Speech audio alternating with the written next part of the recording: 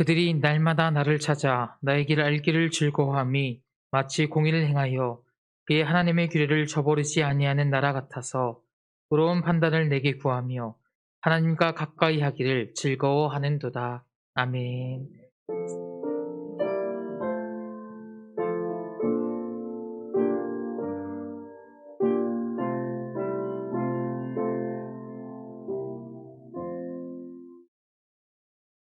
사도신경 하시겠습니다. 나는 전능하신 아버지 하나님, 천지의 창조주를 믿습니다. 나는 그의 유일하신 아들, 우리 주 예수 그리스도를 믿습니다. 그는 성령으로 잉태되어 동정녀 마리아에게서 나시고 본디오 빌라도에게 고난을 받아 십자가에 못 박혀 죽으시고 장사된 지 사흘 만에 죽은 자 가운데서 다시 살아나셨으며 하늘에 오르시어 전능하신 아버지 하나님 우편에 앉아 계시다가 거기로부터 살아있는 자와 죽은 자를 심판하러 오십니다. 나는 성령을 믿으며 거룩한 공교회와 성도의 교제와 죄를 용서받는 것과 몸의 부활과 영생을 믿습니다. 아멘. 찬송가 9장 찬양하도록 하겠습니다.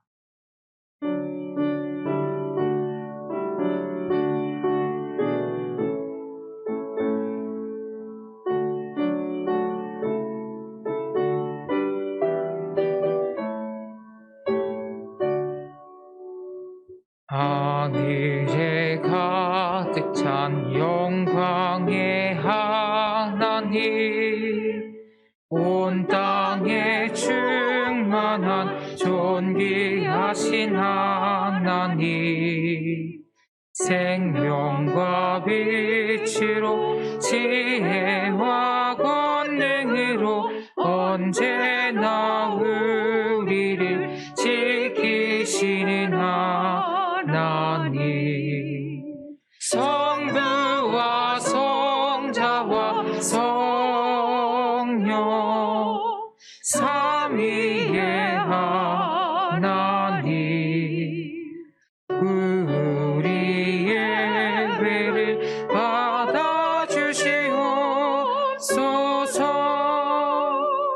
사랑이 넘치는 자비하신 하나님, 은혜가 풍성한 구원의 하나님, 참회의 심령에 평안을 주시옵고 죄악과 허물을 용서하여 주소서. 찬송과 영광과 생명 구원의 하나님, 우리 예배를 받아주시옵소서.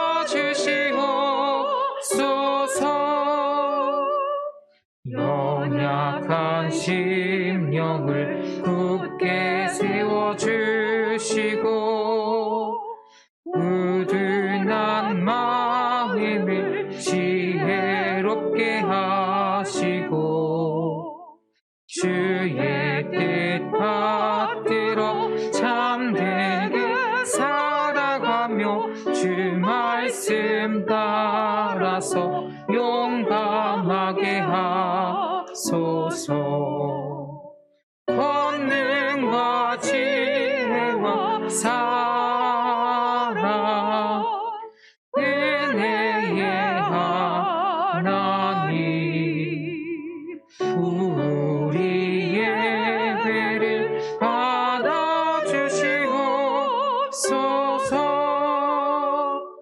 주 앞에 나올 때 우리 마음 기쁘고 그 말씀 힘되어 새 희망이 솟는다. 고난도 슬픔도 이기게 하시옵고 영원에 이때여 살아가게 하소서. 우리의 자랑과 기쁨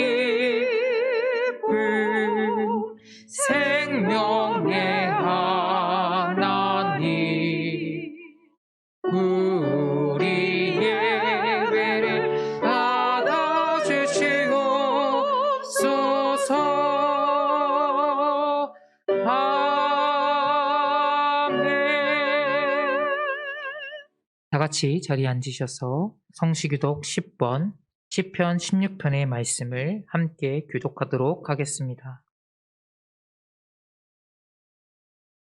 하나님이여 나를 지켜주소서. 내가 주께 피하나이다.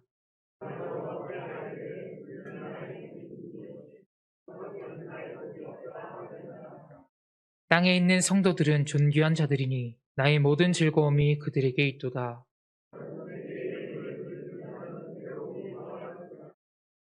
나는 그들이 드리는 피에 전제를 드리지 아니하며 여호와는 나의 산업과 나의 잔의 소득이시니 나의 분깃을 지키시나이다.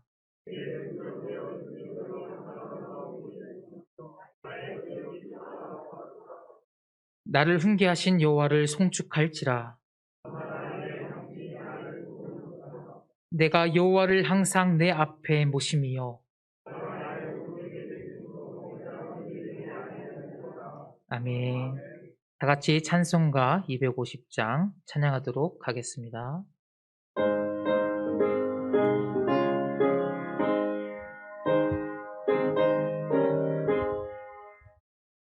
구주의 십자가 보혈로 죄 씻음 받기를 원하네. 내 죄를 씻으신 주 이름 찬송합시다. 찬송합시다. 찬송합시다. 내 죄를 씻으신 주 이름 찬송합시다. 죄악을 속하여 주신 주 내 속에 들어와 계시네. 십자가 앞에서 주 이름 찬송합시다. 찬송합시다. 찬송합시다. 내 죄를 씻으신 주 이름 찬송합시다. 주 앞에 흐르는 생명수 날 씻어 정하게 하시네.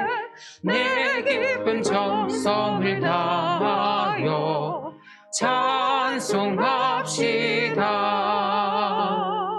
찬송합시다. 찬송합시다. 내 죄를 씻으신 주 이름 찬송합시다. 내 주께 회개한 영혼은 생명수 가운데 젖었네. 흠없고 순전한 주 이름 찬송합시다. 찬송합시다.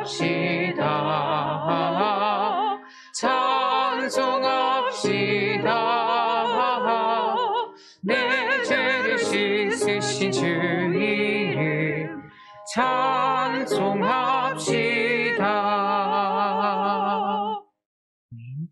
전인영 장로님 기도하시겠습니다.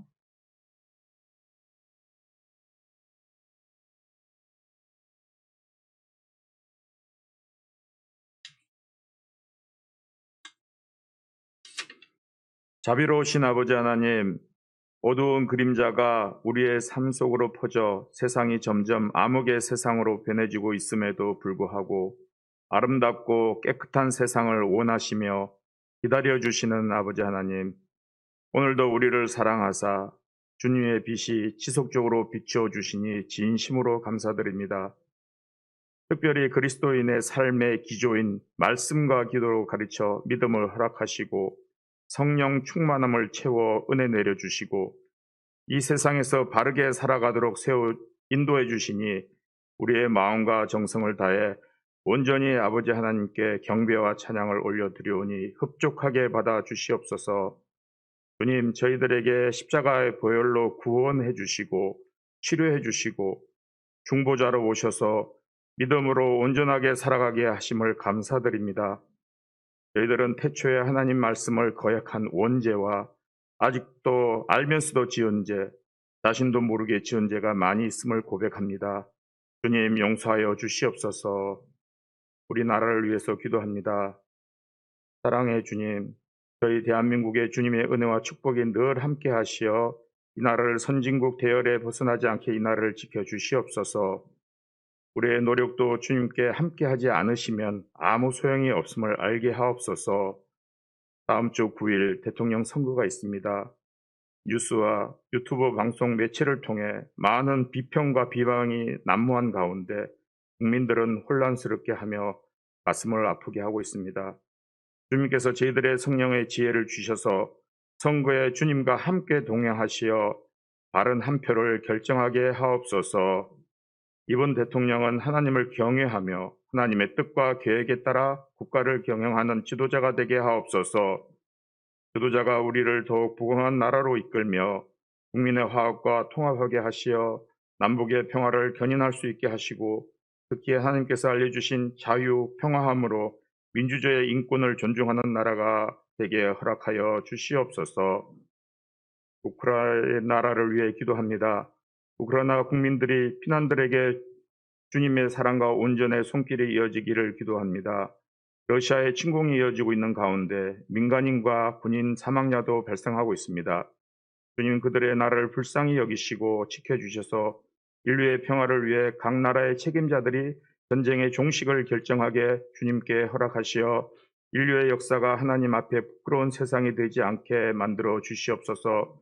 러시아가 전쟁이 끝낼 수 있도록 하게 하셔서 선하신 하나님의 마음과 평화의 나라가 임하게 하옵소서. 우리의 가정과 교회를 위해 기도합니다. 주님, 저희들의 부지런함과 성실하게 삶을 인도하여 주시옵소서. 주님께서 항상 함께 하셔서 화목한 가정 이루게 하시고 자녀들이 하나님 안에서 영적인 자녀로 성장할 수 있게 보살펴 주시옵소서. 어둠의 세상과 사단의 계략과 싸워 늘 하나님의 힘으로 승리하게 하옵소서.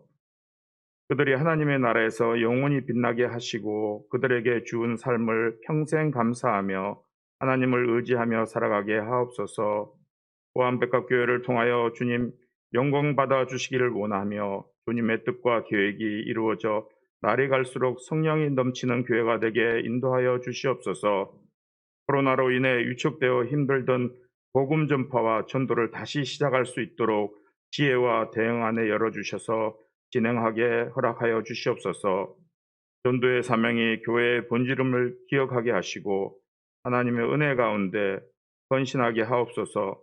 부족하고 연약한 우리의 삶 속에서 물질을 채워주시고 오직 말씀과 기도로 부흥하는 교회가 되게 하옵소서. 오늘도 말씀을 증거하시는 주의 사자 김선인 담임 목사님께 성령 기름 부으심으로 충만하게 하시고 죄 사함을 받으라니 설교 말씀이 우리 영혼에게 은혜되게 하옵소서. 할렐루야 찬양대 아름다운 목소리로 기뻐 흠양하여 들으시고 모든 영광 홀로 받아 주시옵소서. 예수 그리스도 이름으로 기도드립니다. 아멘.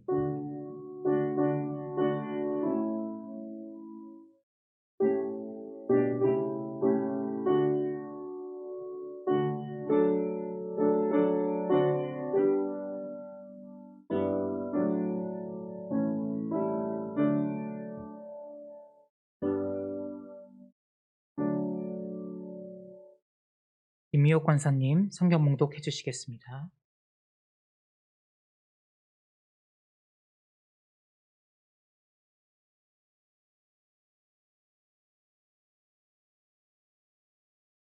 오늘 저희에게 주신 하나님의 말씀은 누가복음 5장 17절에서 26절 말씀입니다. 신약성서 97쪽입니다.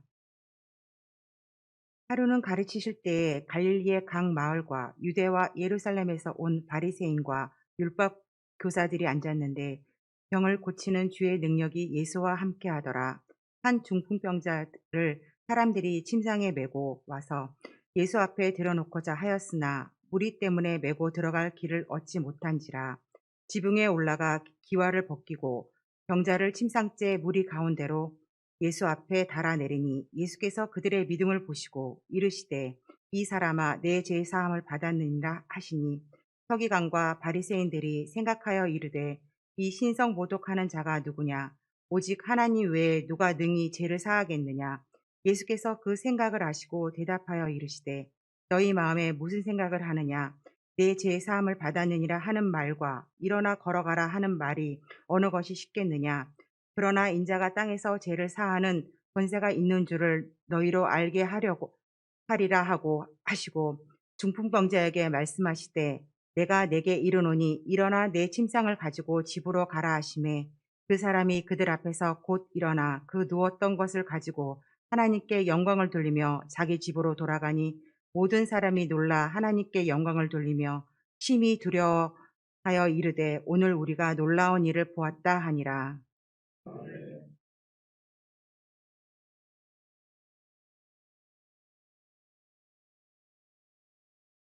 할렐루야 찬양대회의 찬양이 있은 후 죄 사함을 받았느니라 라는 제목으로 김선인 담임 목사님 말씀 선포하시겠습니다.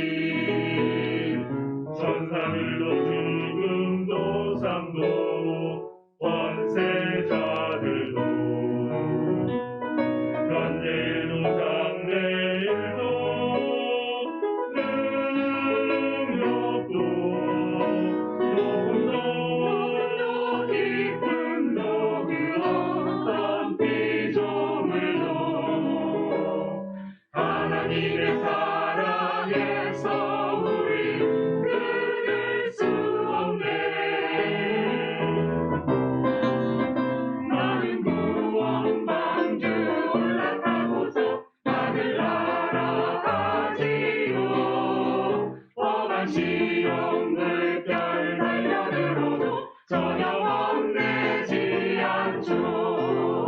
세상 필요 없어요. 주님 선상 되시니 나는 염려 없어요. 나는 구원 방주 올라타고서 하늘 날아갑니다. 하늘 날아갑니다.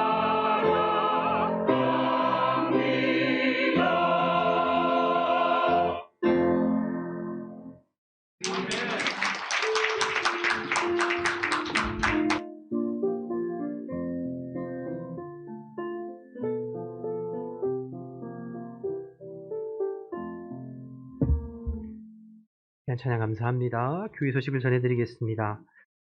정기당회와 권사회 원래회 오늘 있습니다. 주보를 참고해 주시기 바라고요.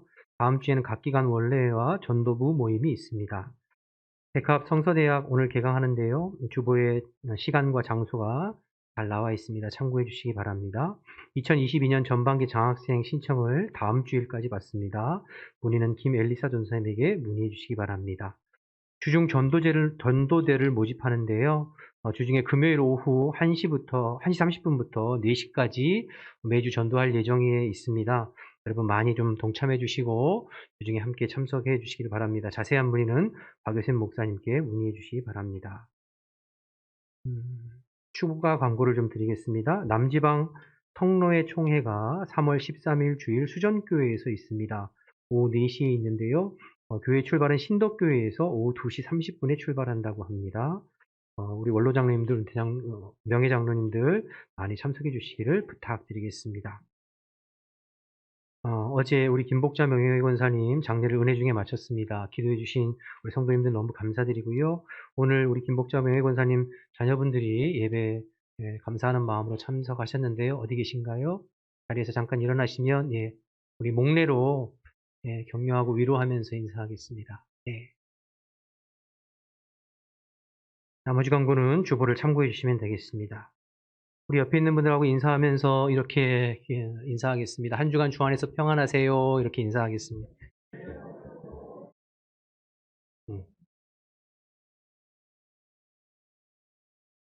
오늘 본문 말씀은 예수님께서 한 중풍병자를 고치시는 내용이 기록되어져 있는 본문입니다. 복음서에 나타난 예수님의 행적을 살펴보면 예수님의 행적에는 일정한 패턴이 있었는데요. 먼저 예수님이 가시는 곳마다 수많은 사람들이 몰려들었습니다. 그러니까 무리가 몰려들었죠. 그럼 예수님이 그 수많은 사람들을 향하여서 먼저 말씀을 가르치셨어요. 항상 먼저 예수님은 말씀을 충분히 가르치신 후에 그 이후에 그 말씀을 확증할 수 있도록 기적을 베푸셨습니다. 병자를 고치다든지 귀신을 내어 쫓는다든지 말씀을 먼저 가르치시고 그 말씀을 확증하시기 위해서 이제 기적을 베푸시는 능력을 베푸셔요. 그러면 이제 사람들이 그 능력을 보고 하나님께 영광을 돌리게 되고 예수님의 소문이 퍼져가게 되는 것이죠. 다른 지역으로 옮겨가면 그 예수의 소문을 듣고 또 수많은 사람들이 몰려오면 그들에게 먼저 말씀을 가르치시고 또 그 말씀을 확증하시기 위해서 기적을 베푸시고 하나님께 영광을 돌리고 소문이 퍼져가고 이런 식의 패턴이 이제 복음서에 보면 계속 이어지고 있는 것을 보게 됩니다. 그래서 오늘 17절 말씀에 보면 오늘 본문도 어떻게 시작하나요? 17절에 하루는 가르치실 때 이렇게 시작하고 있잖아요. 그러니까 어김없이 예수님은 모여든 무리에게 말씀을 가르치시는 것부터 시작하죠. 예수님의 이 땅의 공생의 3대 사역을 가르치시고 전파하시고 치료하시는 티칭, 프리칭, 힐링 이렇게 말하잖아요. 이 3대 사역인데 그중에서 가장 중요한 사역이 말씀을 가르치시는 사역이었어요. 예수님의 사역의 중심은 항상 말씀을 가르치시는 게 먼저였어요. 그래서 모인 무리들에게 말씀을 가르치셨을 뿐만 아니라 무리들이 집으로 돌아간 후에는 그 말씀을 가지고 제자들에게 다시 풀어서 더 깊이 자세히 말씀을 가르치셨죠. 그것이 이제 제자 훈련의 핵심이거든요. 예수님의 사역의 항상 중심에는 말씀 사역이 있으셨어요. 교회도 마찬가지죠. 교회에도 여러 가지 사역들이 있어요. 그러나 그 중심에 항상 뼈대는 말씀 사역이 선행되어야 되는 줄로 믿습니다. 말씀이 들어가고 말씀이 심령 가운데 심겨져야 그 말씀으로 심령이 변화되고 새롭게 되어지고 가치관이 세상의 가치관, 믿지 않는 사람들의 가치관에서 변화되어져서 하나님 나라의 가치관, 성경적인 가치관으로 변화되는 것이죠. 가치가 변화되어야 삶이 달라지는 것이에요. 그래서 항상 교회의 중심은 말씀 사역이 중심이 되어야 된다. 예수님도 그렇게 말씀을 가르치시는 것에 힘쓰셨죠. 올해 우리 교회의 표가 뭐죠?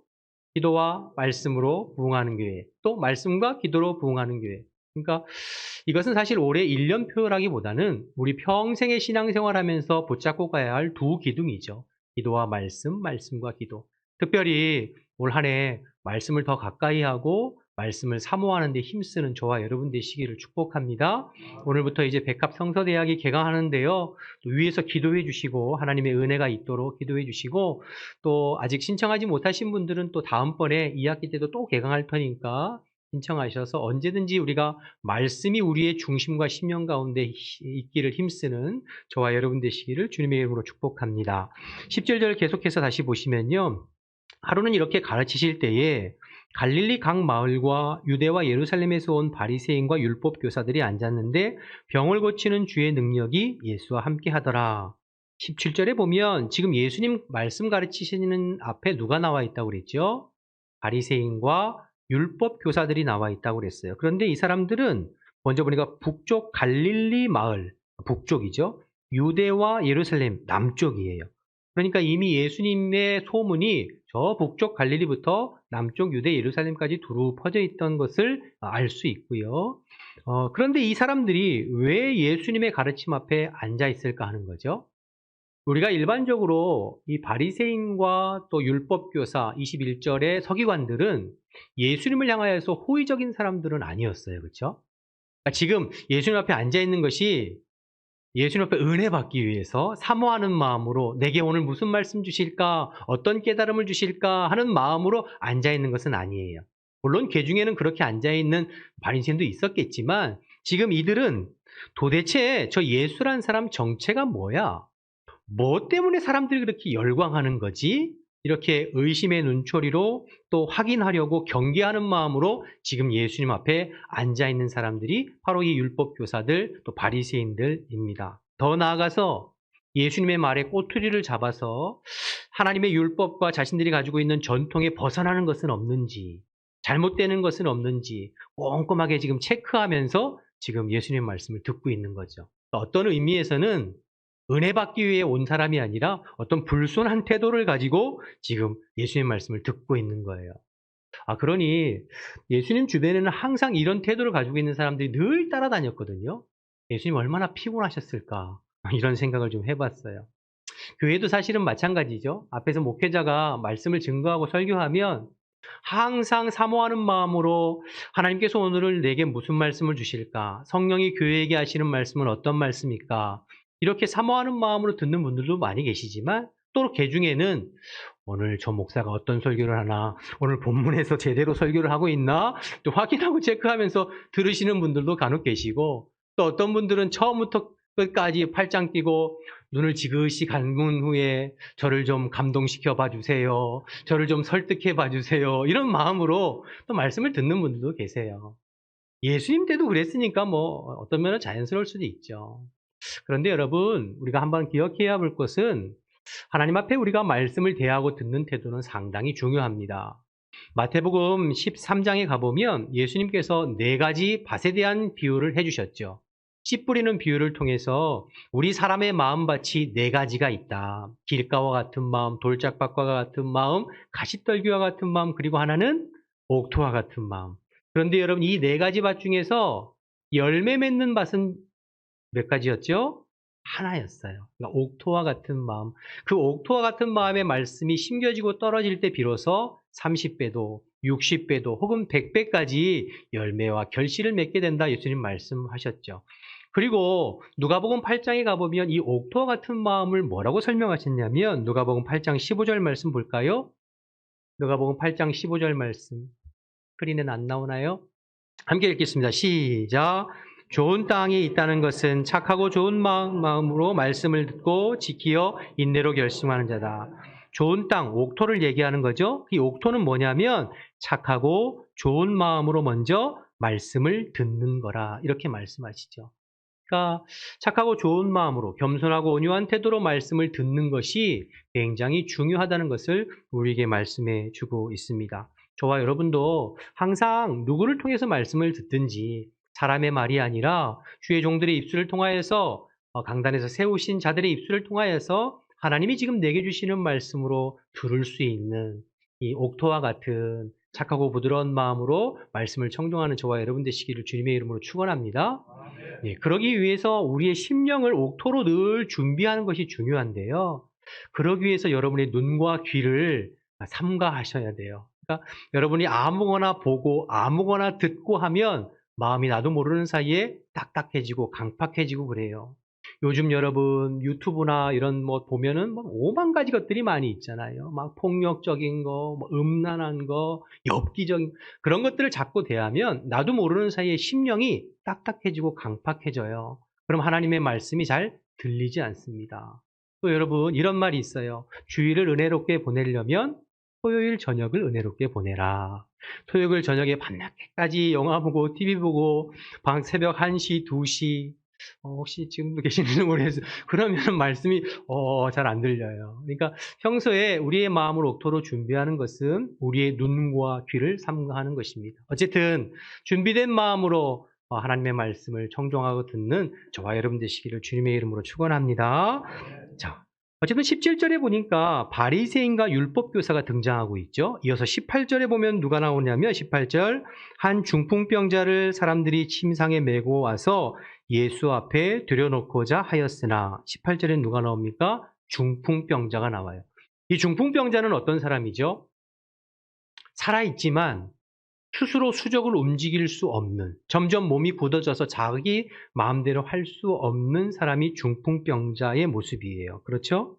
자, 그런데 17절과 18절을 한 화면으로 묶어서 보면 이 17절과 18절에 세 사람이 율법교사, 바리새인, 중풍병자가 한눈에 들어와요.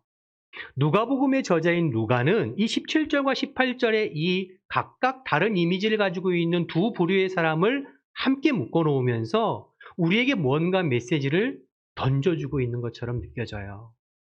여러분, 바리새인과 율법교사 21절에 보면 서기관도 포함해서요. 이 사람들 뭐 하는 사람들이죠?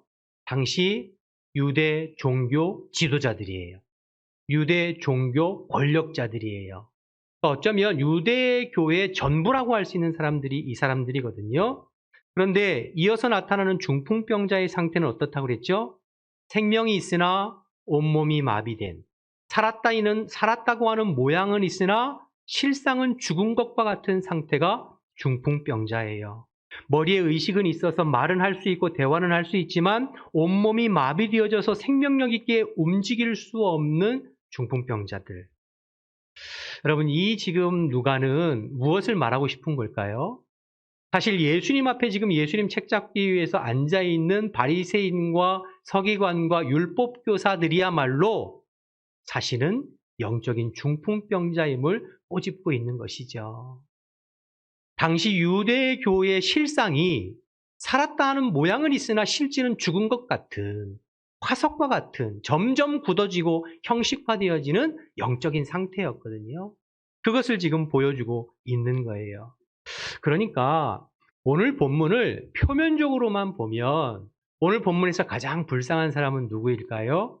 이 중풍병자죠. 스스로 움직일 수 없어서 친구들의 손에 의해서 예수님 앞에 나올 수밖에 없는 이 중풍병자가 가장 안타깝고 안쓰러운 사람이에요. 그러나 이면적으로 영적인 의미에서 오늘 본문에 들여다보면 가장 불쌍한 사람은 누구일까요? 주님 앞에 지금 이렇게 쳐다보고 있는 바리새인과 서기관과 종교 지도자들이 가장 안타까운 사람인 거죠.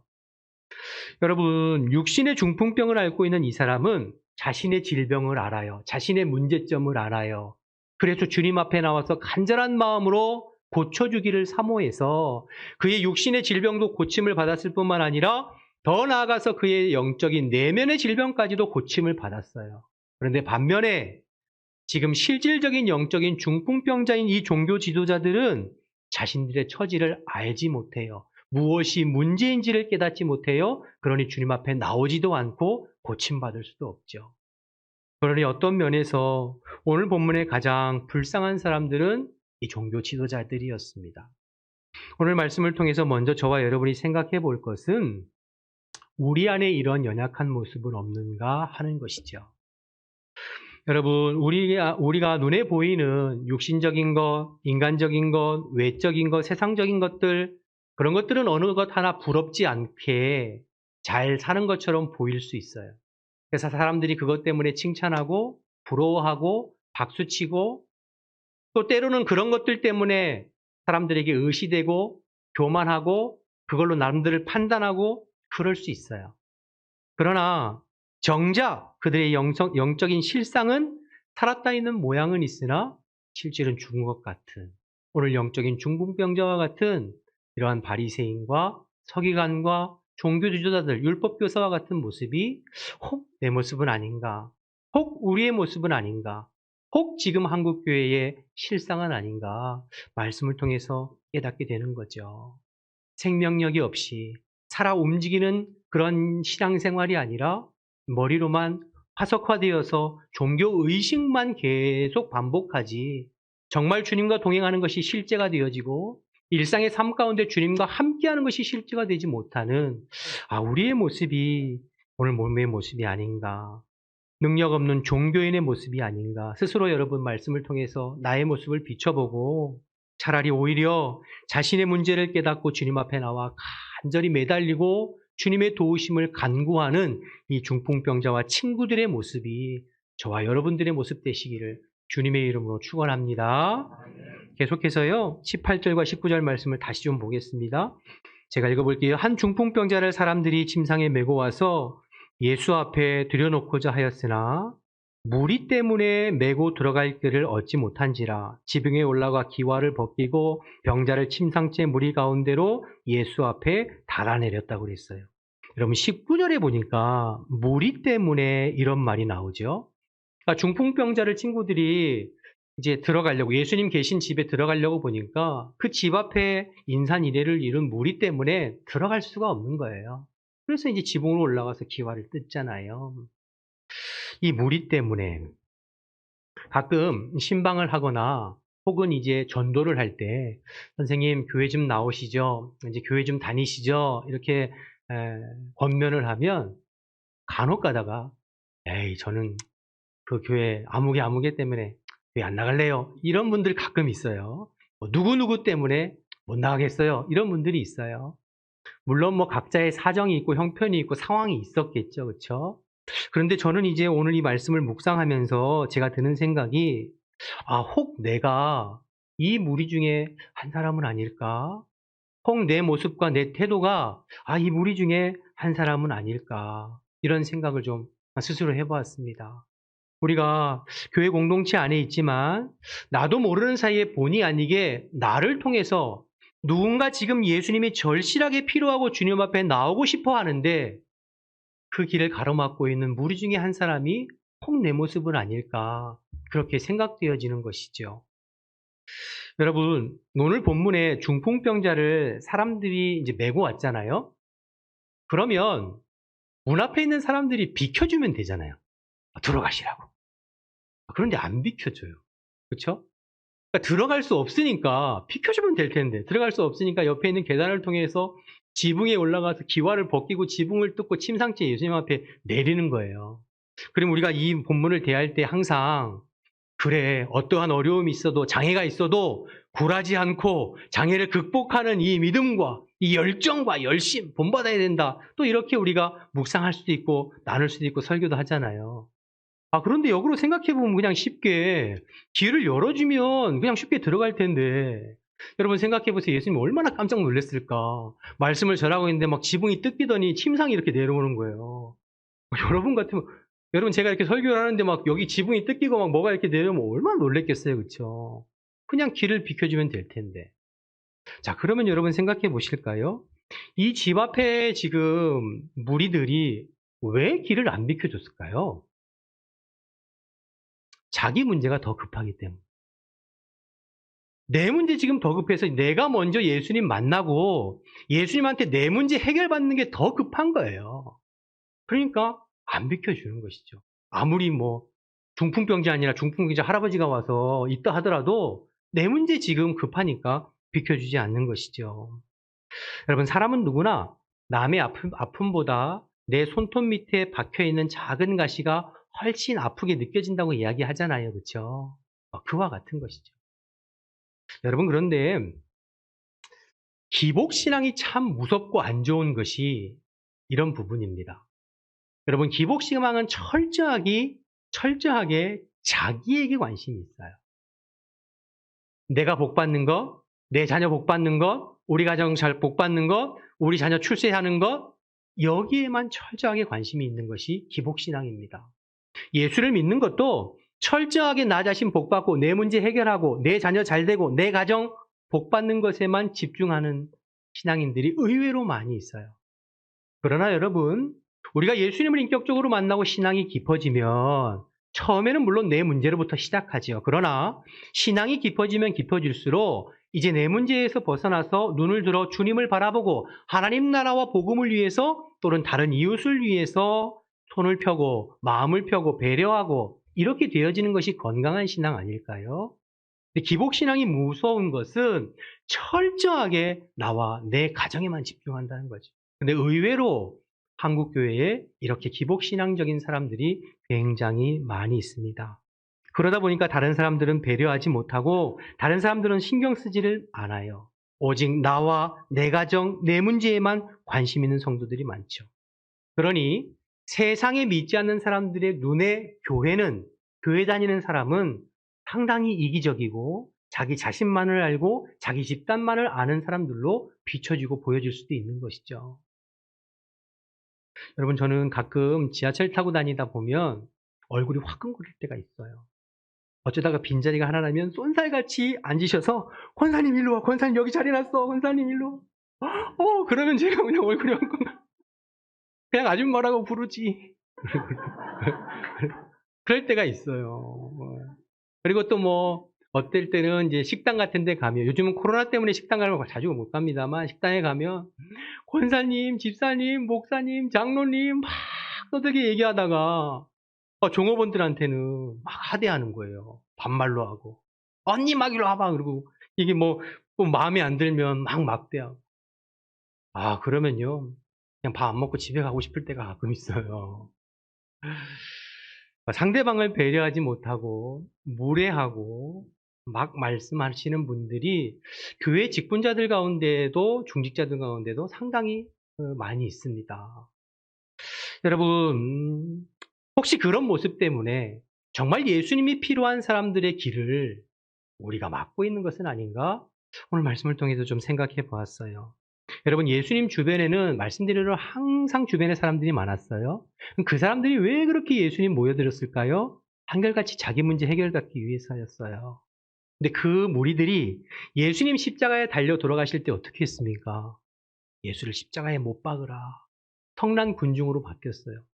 내 문제 해결해 주지 못하는 예수 필요 없다는 거예요.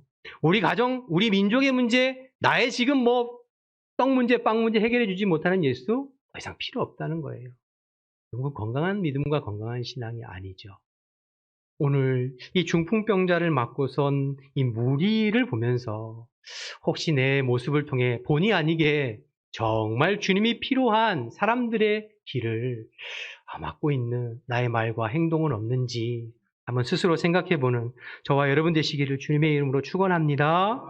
20절 말씀 마지막으로 좀 살펴보기를 원하는데, 20절에 예수께서 그들을 한번 읽어볼까요? 시작. 예수께서 그들의 믿음을 보시고 이르시되 이 사람아 내 죄 사함을 받았느니라 하시니.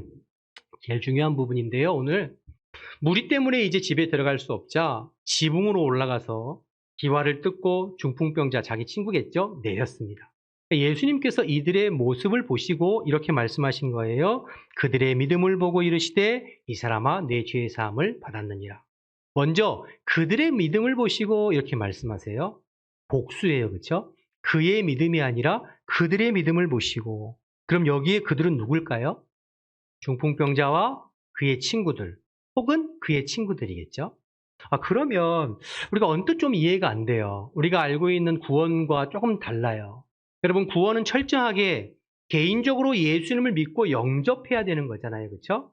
그래서 여러분, 내 믿음 가지고 내 아내가 구원받는 것도 아니고 부모의 믿음으로 자식이 구원받는 건 아니잖아요. 우리의 구원은 철저하게 내가 개인적으로 예수님을 나의 구주와 주인으로 믿고 영접할 때에 죄사함을 받고 구원받는 거거든요. 그런데 이제 그들의 믿음을 보시고 이렇게 말씀하세요. 여기에 믿음을 보셨다는 말은 사실은 그들의 어떤 확실한 믿음의 고백을 보셨다, 들으셨다 이 얘기는 아니고요. 그들의 상태를 보신 거죠. 그의 절박하고 간절한 지금 상태를 보셨다는 얘기예요. 예를 들어 예수님 앞에서 베드로처럼 주는 그리스도시요 살아계신 하나님의 아들이십니다 라고 하는 분명한 고백을 들으셨다는 뜻이 아니라 정말 예수님 앞에 나가면 고침받을 것 같다고 하는 그 믿음, 예수님 앞에 나가서 고침받고 싶다고 하는 그 간절하고 절박한 그들의 상태를 예수님께서 보셨다는 뜻으로 그들의 믿음을 보셨다 이렇게 기록하고 있는 것이죠. 여러분, 예를 들어서 여러분들이 처음 교회에 나오고 주님 앞에 나올 때의 모습을 한번 생각해 보세요.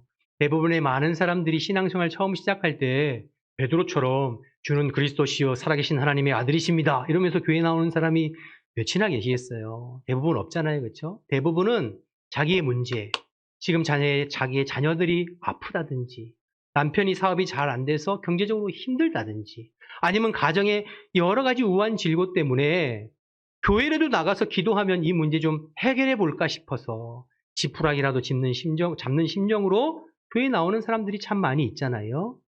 그런데 시간이 지나고 종합적으로 보면 이 모든 과정을 하나님께서 섭리하셔서 그 사람의 믿음이 옳게 들어가고 신앙이 옳게 들어가고 나중에 뒤돌아보니까 그때 하나님께서 그 사건과 문제를 통해서 나를 인도하셨구나라고 이제 깨닫게 되는 경우가 굉장히 많죠. 그와 같이 오늘 이 지금 중풍병자와 친구들에게 그들의 믿음을 보셨다는 말은 어떤 그들의 믿음의 확실한 고백을 보셨다는 것이 아니라 그들의 지금 간절한 상태, 자신들의 힘으로는 어떻게 할 수 없어서 이 어찌할 수 없는 문제를 가지고 주님 앞에 나와 고쳐달라고 하는 그 간절한 그들의 상태와 심령을 주님께서 보셨다는 거예요. 그리고 말씀하세요. 너희들의 죄가 사함받았다. 이것도 좀 이상해요. 아니 그냥 병을 고침받았다. 치료해 줄게. 낫느니라. 이렇게 되면 좋을 텐데 내 죄가 사함받았다. 그래서 여러분 바리새인들이 21절에 기다렸다는 듯이 신통모독이다. 이 사람이 자기가 하나님도 아닌데 어떻게 죄를 사하느냐 이렇게 공격하는 것 아니에요? 그런데 여러분 깊이 생각해 보면 사실 우리의 모든 문제는 죄로부터 말미암고 죄로부터 기인된 것입니다. 예수님은 지금 깊은 통찰 속에서 이 지금 중풍병자와 친구들을 바라보시면서 내 죄가 사함받았다 말씀하고 있는 것이죠. 여러분 사실은 인간의 모든 문제는 죄로부터 말미암는 것입니다. 여기서 죄는 우리 어떤 행위적인 죄라기보다는 존재론적인 죄이죠. 첫 번째 사람이었던 아담과 하와가 선악과를 따먹어 하나님 앞에 불순종함으로 우리에게 죄가 들어와서 하나님과 우리의 사이인 영적인 분리, 영적인 어떤 분리가 이루어진 것이죠. 그래서 죄로 분리된 우리가 그때부터 인간의 모든 고통과 슬픔과 아픔이 찾아오고 죽음이 찾아오게 된 것 아닙니까? 영적인 단절. 그것이 우리의 인생의 가장 근본적인 문제예요. 그래서 정확하게 죄의 의미는 하나님과의 분리를 뜻하는 거예요. 우리 사람은 원래 하나님께서 지음받을 때 하나님과 함께 거하면서 하나님으로부터 생명을 공급받아 그 생명을 풍성하게 누리면서 주님 안에 살게끔 지음받은 존재입니다. 그 사랑을 풍성히 누리고 그 생명을 풍성히 누릴 때 가장 행복하고 만족스럽게 살 수 있도록 지음받았어요. 그런데 아담과 하와가 불순종하고 죄가 들어옴으로 말미암아 하나님과 우리 사이에 죄의 담이 가로막아서 우리가 하나님과 분리되게 되고 하나님으로부터 생명이 공급되어져야 되는데 그 생명을 영원한 생명을 공급받지 못하니 그때부터 인생의 모든 문제들이 시작된 것이죠. 주님의 영원한 생명을 상실하고 인생의 문제와 고통 가운데 시달리게 된 것입니다. 여러분 인간의 이 근본적인 죄의 문제 해결해 주시기 위해서 이 땅에 오신 분이 바로 우리 예수님이세요. 예수님은 죄 없으신 하나님의 아들로 이 땅에 오셔서 우리의 이 모든 죄를 대신 지시고 십자가에 죽으시고 부활하심으로 말미암아 누구든지 그 예수님의 십자가의 그 보혈을 의지하는 자들에게 죄 문제 해결해 주시고 다시 하나님과 나 사이에 막혀져 있던 담을 허무시고 우리 하나님과 온전히 연합하여 하나 될 수 있도록, 그래서 우리 주님 안에서 풍성한 생명을 다시 누리고 경험하고 체험할 수 있도록, 그 생명 가운데 거할 수 있도록 우리를 인도해 주시는 분이 우리 예수님이신 줄로 믿습니다. 그래서 예수님은 지금 내가 이 문제를 위해서 이 땅에 왔노라 라고 선언하고 선포하고 계신 거예요. 24절에 인자가 이 죄 사할 권세가 있다 말씀하셨어요. 이 땅에 예수님께서 오신 목적은 단순히 표면적으로 나타난 중풍병이나 문둥병이나 여러 가지 질병을 고쳐주는 것으로 끝나는 것이 아니라 그 내면의 본질적인 죄 문제 해결해 주시기 위해서 이 땅에 오신 분이심을 선언하고 증거하고 계신 것이 오늘 본문의 말씀이죠. 사랑하는 여러분, 우리 예수님에게 이런 권세가 있는 줄로 믿습니다. 우리 예수님의 이름에 죄사함의 권세가 있는 줄로 믿습니다. 누구든지 어떠한 사람이든지 주님 앞에 나와 주님의 십자가를 붙잡으면, 나를 위해서 죽으시고 나의 죄에 대속해서 죽으신 십자가를 의지할 때 우리의 심령의 죄 문제 해결하고 우리 인생의 모든 문제가 해결되고 주님 안에서 영원한 생명과 영원한 은혜를 누리며 살아가게 되는 줄로 믿습니다. 그런데 여러분, 아직 사람들이 이 예수님의 의도와 마음을 다 헤아리지 못하고 이해하지 못하니까 심령 안에 있는 죄사함은 눈에 보이는 게 아니잖아요. 그렇죠? 내 죄사함을 받았느니라 하는 게 눈에 딱 나타나는 것이 아니니까 이 죄사함을 받았느니라 라는 주님의 말씀을 확증하기 위해서 이 중풍병자의 중풍병도 고쳐주신 줄로 믿습니다.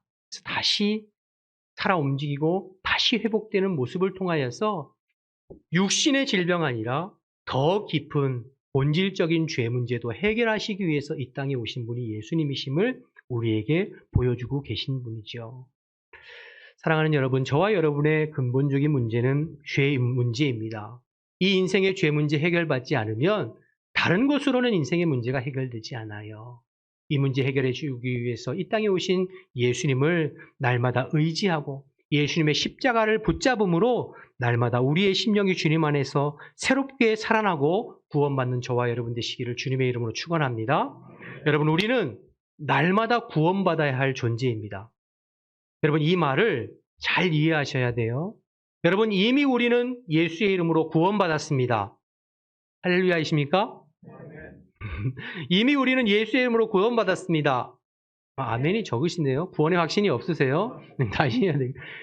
여러분, 이미 우리는 예수 그리스도의 이름으로 구원받았어요. 예수님의 이름을 믿는 순간, 예수님의 그 대속의 십자가를 믿는 순간 우리의 모든 죄를 예수님께서 덮어주시고 씻어주셔서 죄 없다 칭해 주신다 그랬잖아요. 그래서 의롭다함을 입은 거예요. 그럼 다 끝난 건가요? 여러분, 그렇지는 않아요. 제가 구원을 3단계라고 새벽 예배도 저녁 예배도 말씀드렸잖아요. 예수님을 믿음으로 말미암아 의롭다함은 구원을 받았어요. 그런데 예수님께서 이 땅에 다시 오심으로 말미암아 우리의 구원이 완성이 돼요. 그것을 영화라고 그래요. 그러면 우리가 예수님을 믿고 칭의받고 예수님께서 다시 오시는 구원의 완성 영화, 그 사이에 뭐가 있지요? 성화가 있어요. 날마다 주님을 닮아가고 날마다 주의 보혈로 새롭게 되고 날마다 구원받는 성화가 있어요. 그러므로 저와 여러분 날마다 구원받아야 될 존재이죠. 너희가 두렵고 떨림으로 너희의 구원을 이루어가라고 말씀하고 계시잖아요. 예수님의 십자가의 보혈이 한 번만 필요한 게 아니에요. 날마다 그 십자가 앞에 오늘 중풍병자, 자기의 힘으로는 도저히 어찌해 볼 수 없는 상태에서 주님을 의지하는 마음으로, 간절한 마음으로, 갈급한 마음으로 주님을 앞에 나아갔던 이 중풍병자와 친구들과 같이 저와 여러분은 날마다 갈급한 심령으로 주님의 십자가 의지하여 주의 보혈로 씻음받고 날마다 우리의 심령과 영혼이 새로워져서 그저 형식적이고 그저 머리로만 신앙생활하는 것이 아니라 그 보혈의 십자가로 죄 씻음받고 우리의 심령이 살아나고 주의 성령이 우리와 가운데 함께 하시는 그 놀라운 살아 역사하는 움직이는 그 믿음 생활이 저와 여러분의 실제가 되어야 될 줄로 믿습니다. 그렇게 될 때 여러분이 가는 곳에 그리스도의 향기가 바라고 여러분이 있는 곳에 그리스도의 편지가 되어서 여러분을 통해서 사람들이 그리스도를 보게 되고 여러분을 통해서 그리스도의 사랑을 느끼게 되는 것이죠. 그러면 저도 권사님 다니는 교회에 나가면 안 돼요? 저도 장로님 다니는 교회에 나가면 안 돼요? 저도 목사님하고 같이 신앙생활하면 안 돼요? 그들이 주님께로 오는 그 길목을 막아선자가 아니라 주님의 복음의 통로로 비로소 살아가게 되는 것 아니겠습니까? 그런 저와 여러분 되시기를 주님의 이름으로 축원합니다. 사실 인생의 문제가 오늘 표면적으로만 보면 중풍병이 제일 문제인 것처럼 보여요. 여러분의 인생의 문제가 표면적으로만 보면 여러분의 지금 질병의 문제나 여러분의 경제적인 문제나 여러분의 자녀의 문제나 그게 여러분의 가장 중요한 문제인 것처럼 보여요. 그러나 여러분 오늘 본문을 깨닫고 보면 더 중요한 문제는 내면의 영적인 문제예요. 그런데 오늘 바리새인과 서기관과 율법교사는 그걸 몰라요. 그렇기 때문에 예수님이 그들에게는 필요치 않게 느껴져요. 예수님 앞에 무릎 꿇지 않아요. 예수님을 사모하거나 갈급해하지 않아요. 왜요? 자기 자신을 잘 모르기 때문에 그래요. 그러면 더 심각한 거죠. 여러분, 날마다 저와 여러분에게는 예수님의 이 십자가와 이 보혈의 은혜가 필요한 줄로 믿습니다. 바라기는 오늘 이 중풍병자와 그리고 그를 데리고 오는 4명의 이 친구들처럼 언제나 날마다 주님을 사모하고 주님을 갈급해하고 그래서 그분의 십자가 앞에 나와서 늘 새로워져서 신앙생활 하면 할수록 우리의 믿음이 굳어져 있고 화석과 같은 것이 아니라 주님의 그 은혜가 날마다 우리의 심령 가운데 새로워져서 살아있는 믿음, 살아있는 신앙생활, 기쁨으로 즐거워서 신앙생활할 수 있는 저와 여러분 되시기를 주님의 이름으로 축원합니다. 축원합니다. 기도하겠습니다. 이 시간 우리 주신 말씀 생각하면서 통성으로 좀 기도했으면 좋겠습니다. 혹 내 모습이 오늘 본문의 바리새인과 서기관과 율법사와 같은 모습은 없는가? 살아있다고 하는 모양은 있으나 실상은 죽은 것 같은 나의 영적인 중풍병자와 같은 모습이 내 모습은 아닌가 점검해 보시고 혹 나도 모르는 사이에 예수님으로 가는 길목을 막고 서 있는 무리 중에 나의 모습은 없는가? 내 모습을 통해서 실망하고 실족해하는 사람들은 없는가? 살펴보시고 인생의 모든 문제는 죄 문제이고 그 죄 문제 해결해 주시기 위해서 오신 분이 예수님밖에는 없는데 날마다 그 주님의 십자가 앞에 서서 우리의 심령을 새롭게 하고 죄사함 받고 살아 움직이는 신앙인이 될 수 있도록 결단하면서 주신 말씀 생각하며 주님의 일 한번 부르고 통성을 한번 기도하겠습니다. 주여 하나님 아버지 은혜와 사랑을 감사합니다. 오늘도 저희들에게 말씀해 주셔서 감사합니다. 오직 살아계신 하나님의 말씀이 심령들 가운데 잘 심겨지고 뿌려내려질 수 있도록 하나님 인도하여 주옵소서. 말씀이 생명이고 말씀이 능력이라고 하였사오니 주의 말씀 앞에 영혼들이 반응할 수 있도록 주님 인도하여 주옵소서. 우리의 모습이 하나님 영적인 중풍병자가 아닌지요, 하나님 우리의 신앙이 바리새인과 서기관과 율법교사와 같지는 않은지요. 하나님 이 시간 다시 한번 주님의 십자가를 바라봅니다. 다시 한번 주님의 십자가 앞에 나아갑니다. 주여 저희들을 불쌍히 여겨주시어서 저희들의 죄와 허물과 저희들의 연약한 모습을 주님의 보혈로 날마다 정결하게 씻어 주옵소서. 다시 한번 새롭게 하여 주옵소서. 그래서 하나님 아버지 살아있는 믿음, 살아있는 신앙생활 할 수 있도록 하나님 인도하여 주옵소서. 우리의 마음이 세상의 여러 가지 것들로 딱딱해지지 않기를 원합니다. 굳어져 있지 않기를 원합니다. 영적으로 무뎌지지 않기를 원합니다. 언제나 갈급한 마음으로, 언제나 사모하는 마음으로, 언제나 주님을 바라보는 마음으로 주님 앞에 나오게 하시고 주의 보혈을 의지하게 하시고 주님의 십자가를 의지하게 하여 주시어서 우리의 모습을 통하여서 날마다 하나님 아버지 그리스도의 향기를 드러내고 날마다 그리스도의 복음의 통로로 살아가는 저희들이 되어줄 수 있도록 하나님 인도하여 주옵소서. 신앙이 하나님 형식이 되지 않게 도와주시고 관념이 되지 않게 도와주시옵시고 살아 역사하시는 주님과 동행하면서 주님의 모습을 드러낼 수 있는 저희들이 되어줄 수 있도록 하나님 역사하여 주옵소서. 하나님 저희들의 결단만 가지고는 되지 않사오니 성령님께서 역사해 주시어서 우리 모든 심령들 가운데 주님 찾아와 주시고 주님 만나 주시고 우리의 심령을 새롭게 하여 주옵소서. 주님 사모합니다. 주님 사모합니다. 갈급한 마음으로 주님 앞에 나와 주님을 찾고 만나며 주님으로 인하여서 신앙생활이 되어져 갈 수 있도록 신앙생활이 되어져 갈 수 있도록 하나님 역사하여 주시옵소서. 주님 도와주십시오. 주님 도와주십시오. 우리 한 번 더 좀 통성으로 기도했으면 좋겠는데요. 특별히 오늘은 우리 다음 주에 있을 우리 대통령 선거를 위해서 한번 기도했으면 좋겠습니다.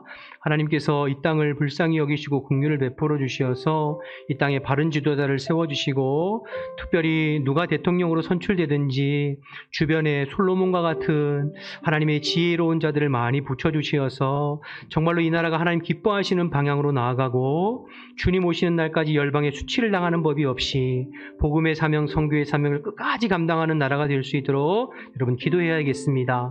두 번째로는 동해안의 삼척과 울진 지역에 지금 산불이 속히 진화되어져서 더 이상 피해가 없도록 중보해 주시고, 마지막으로 우크라이나 땅의 전쟁이 그치고 평화가 임할 수 있도록, 또 현지에 머물러 있는 우리 선교사님들과 교민들을 하나님께서 안전하게 지켜주시도록, 이런 기도 제목을 놓고 우리 주님의 이름을 한번 부르고 한 번 더 중보하겠습니다.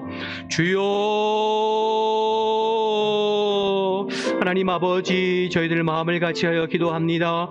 이 나라의 민족을 인도하시는 주님, 이 나라의 민족의 국방이요 방패이신 주님, 주님을 의지합니다. 저희들 사람을 의지할 수 없고 세상을 의지할 수 없고 세상의 권력을 의지할 수 없습니다. 하나님, 이 땅을 불쌍히 여겨주시어서 이 땅에 바른 지도자를 세워주십시오. 이 땅에 하나님을 경외하고 두려워하는 바른 지도자를 세워주시어서 하나님의 말씀대로 나라가 이끌려져 갈 수 있도록 주님 인도하여 주옵소서. 아버지, 다음 주에 있을 대통령 선거 가운데 주님께서 함께해 주시어서 하나님 바른 지도자가 세워지고 주변에 솔로몬과 같은 하나님 지혜로운 자들을 붙여주시어서 정말로 하나님 기뻐하시고 하나님을 힘으로 삼고 하나님을 경외하는 이 나라의 민족이 이 땅이 될 수 있도록 인도하옵소서. 그래서 정말로 주님 오시는 날까지 열방의 수치를 당하지 아니하고 하나님 복음의 사명을 잘 감당하는 이 민족이 되어줄 수 있도록 주님 인도하여 주옵소서. 동해안의 산불을 주님께서 하나님 속히 진화될 수 있도록 하나님 역사하여 주옵소서. 더 이상 하나님 희생자가 생기지 않도록, 피해가 속출하지 않도록 주님 막아주시고 주님 불쌍히 여겨 주시옵소서. 하나님, 우크라이나 땅을 위해서 중보하며 기도합니다.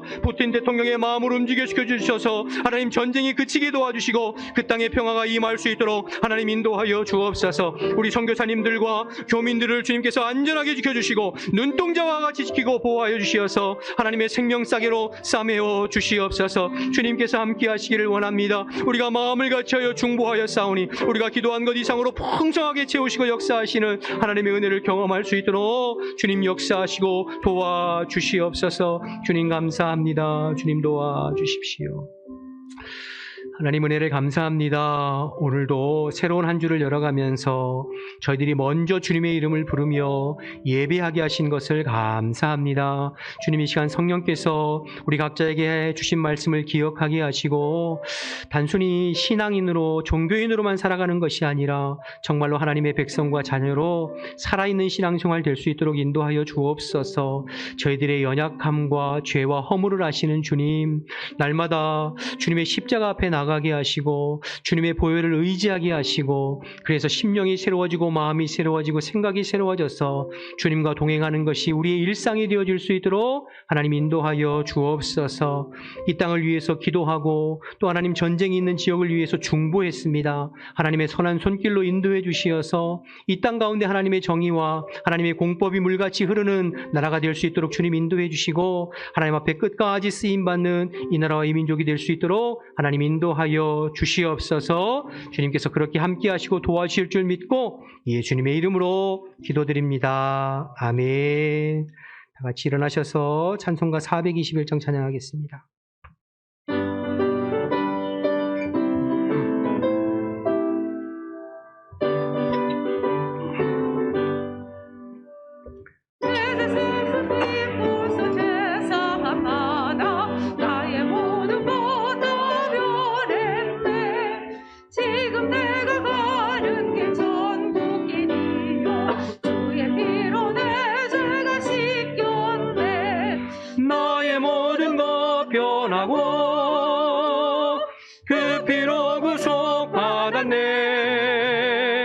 하나님은 나의 구원 되시오니 내게 정죄함 없겠네.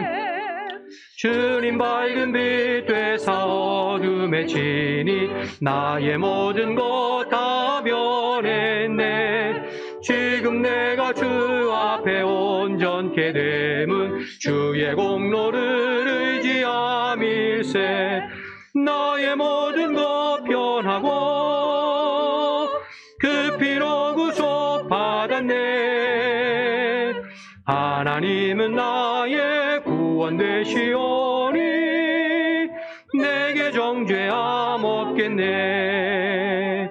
내게 성령이 임하고 그 크신 사랑 나의 맘에 가득 채우며 모든 공포 내게서 물리치시니 내 맘 항상 주 안에 있겠네.